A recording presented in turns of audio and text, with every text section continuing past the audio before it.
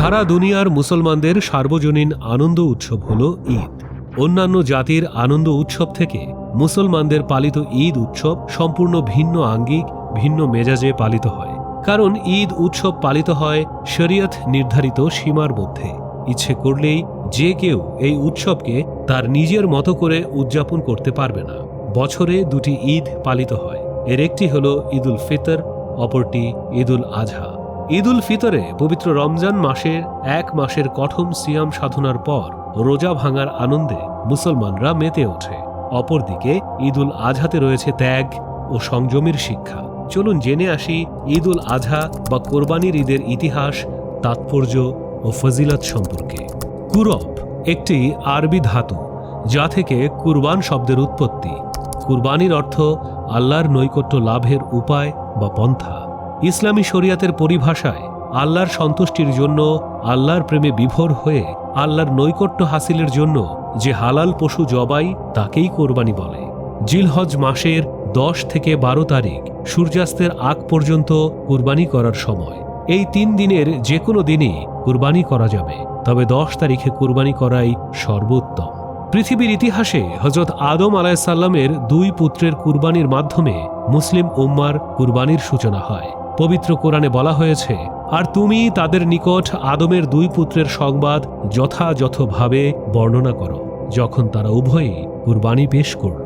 অতঃপর তাদের একজন থেকে গ্রহণ করা হলো আর অপরজন থেকে গ্রহণ করা হলো না। সে বলল, অবশ্যই আমি তোমাকে হত্যা করব। অন্যজন বলল, আল্লাহ কেবল মুত্তাকিদের থেকে গ্রহণ করেন। সূরা মায়েদা আয়াত 27।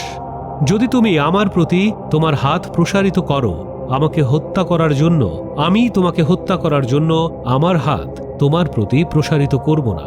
নিশ্চয়ই আমি সৃষ্টিকুলের রব আল্লাহকে ভয় করি।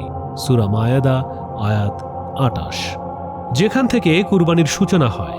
আজকে মুসলিম সমাজে কুরবানির যে প্রচলন, তা মূলত মুসলিম মিল্লাতের পিতা বা মুসলিম মিল্লাতের জাতির পিতা হযরত ইব্রাহিম আলাইহিসসালামের দেখানো পথ বা সুন্নাহ। হযরত ইব্রাহিম আলাইহিসসালামের 100 বর্ষ বয়সের পর আল্লাহ তাআলা তাকে যে সন্তান দান করেছিলেন, তিনি আল্লাহ তাআলার কর্তৃত্বে আদিষ্ট হয়ে তার সে কলিজার টুকরো হযরত ইসমাইল আলাইহিসসালামকে কুরবানির সূত্র ধরে আজও কুরবানি প্রচলিত আছে। কুরবানি হল ইসলামের একটি শিয়ার বা গুরুত্বপূর্ণ ওয়াজিব আমল।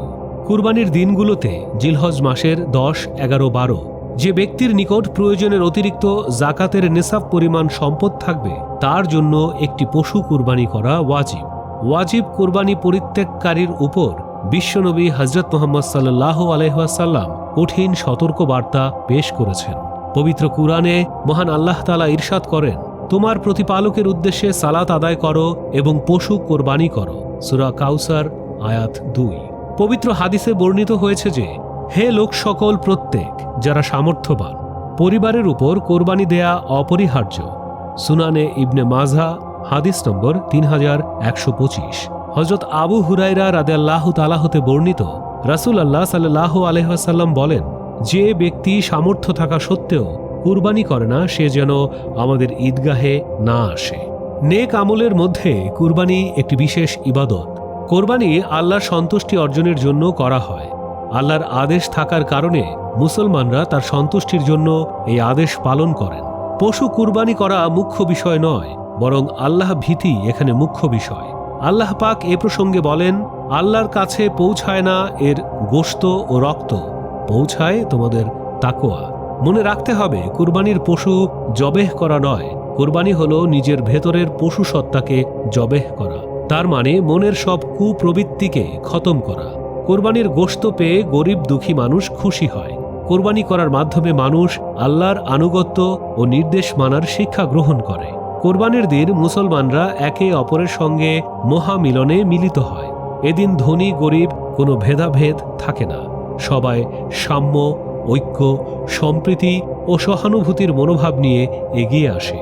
এতে সমাজে শান্তি শৃঙ্খলা ও সহমর্মিতার পরিবেশ তৈরি হয়। তাই কোরবানির যাবতীয় আহকাম মেনে খোদা ভীতির মানসিকতা নিয়ে কোরবানি করা দরকার।